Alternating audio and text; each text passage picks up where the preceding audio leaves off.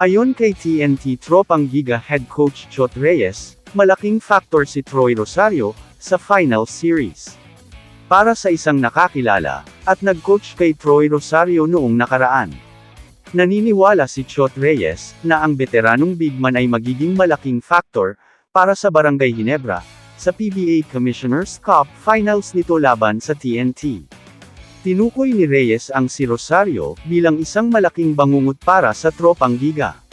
Kahit na naglalaro pa lamang siya sa kanyang unang conference, kasama ang Kings ngayong season. Napanalunan ni Rosario ang una at nag-iisang PBA championship sa TNT, kasama si Reyes, na namamahala sa sidelines noong 2021 Philippine Cup Bubble sa Bacolor, Pampanga. Kasabay nito, nahawakan ng veteranong coach ang produkto ng National University sa Gilas, Pilipinas.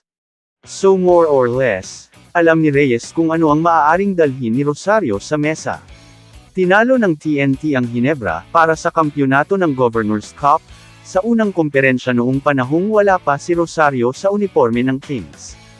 Sa interview ni Troy Rosario sa Tiebreaker Times, ay sinabi niya na hindi naman daw malala yung sprain niya, at kailangan niya lang ipahinga.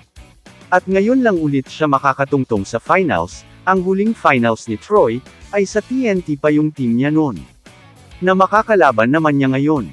Inaasahang magbibigay ng malaking epekto si Troy Rosario, para sa Barangay Ginebra San Miguel.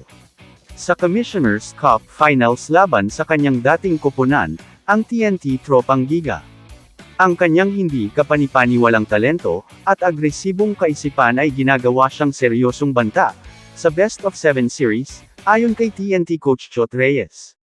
Inamin ni Coach Chot Reyes na malaking banta si Troy Rosario, para makamit nila ang back-to-back championship, against sa Barangay Ginebra.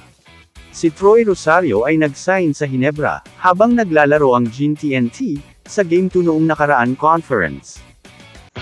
Kamusta mga idol? Sports Zone PH para sa sports news and update. Kung bago ka pa lamang dito sa channel ko, pindutin mo na ang subscribe button at notification bell para lagi kang update sa mga sports news.